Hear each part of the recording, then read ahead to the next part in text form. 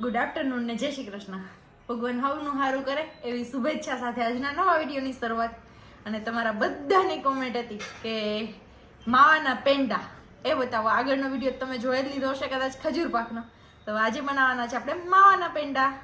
ચલો ફટાફટ માવાના પેંડાની રેસીપી જોઈ લે. ઘણા ચાસણી લઈને કરે છે ને ઘણા ખાંડ અને માવો બંને મિક્સ કરીને કરે છે, પણ આપણે કઈ રીતે કરીએ છીએ તમે જુઓ એટલે તમને આઈડિયા આવી જાય.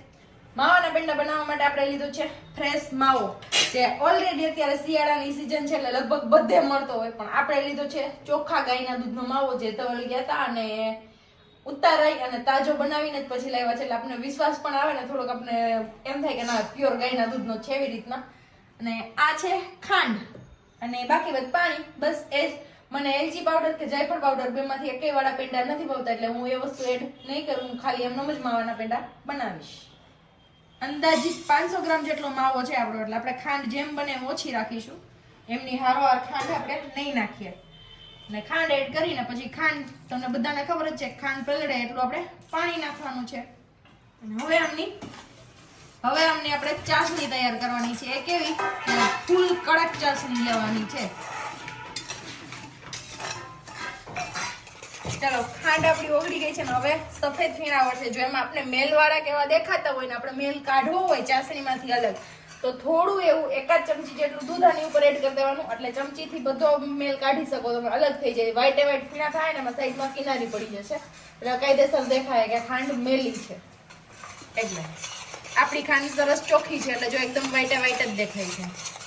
અત્યારે ચાસણી આપણી 4 તારની આસપાસ છે, 3 થી 4 તાર જેટલી. કેમ કે જો સીધી હાથમાં લ્યો ને તો જો આવી રીતના થઈ જાય, જામવા લાગે છે. ખાંડની ચાસણી આપણી ફૂલ તૈયાર છે. હવે સીધો માવો આપણે એડ કરી દઈએ.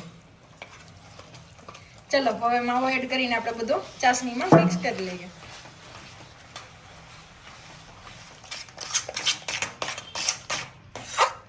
હવે ટાઈમ લાગશે છે.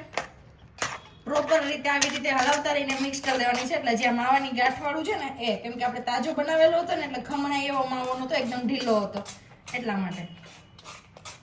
ચલો જો આપણે થોડો મિક્સ થઈ ગયો છે. હવે થોડી એવી જ રહી છે, હમણાં ગરમ થશે. ગેસને સ્લો રાખ્યો તો હવે ફૂલ કરી દીધો છે એ છે. અને બાકી બધી કિલ્લા એક માવાના પેંડા બનાવતા હોય તો 500 થી 600 ગ્રામ જ ખાંડ નાખવાની.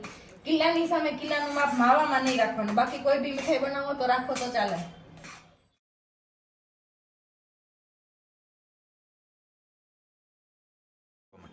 ચલો આવી રીતનું એકદમ મિક્સ થઈ ગયું છે અને કલર પણ એનો ચેન્જ થઈ ગયો છે અને લચકા પડતું તૈયાર થઈ ગયું. તો હવે આપણે કરી દીધો છે ગેસ બંધ, કેમ કે આપણે જે પેન લીધું છે ને એ થોડુંક વધારે જાડું છે. 3 લેયર પેન આવે છે ને, એટલે હજી ઠંડુ થશે ને તો આરામથી પેંડા વળી રહેશે.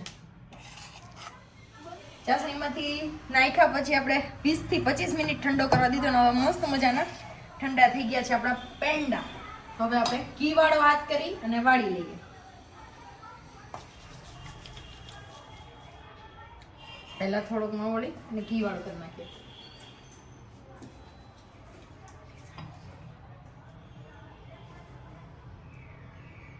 આ રીતના. અને પછી એમાં આ રીતનું ઢાંકણ છે આપણી આગળ, એમથી આપણે ડિઝાઇન આપી દઈએ. બસ આવી જ રીતે આપણે બધા પેંડા વાળી લઈએ.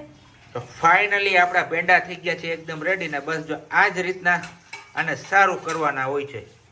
મસ્ત મજાના લાગે છો. તો તમે લોકો પણ આ જ રીતના બનાવજો અને પછી કહેજો કમેન્ટ કરીને કે કેવા બન્યા છે.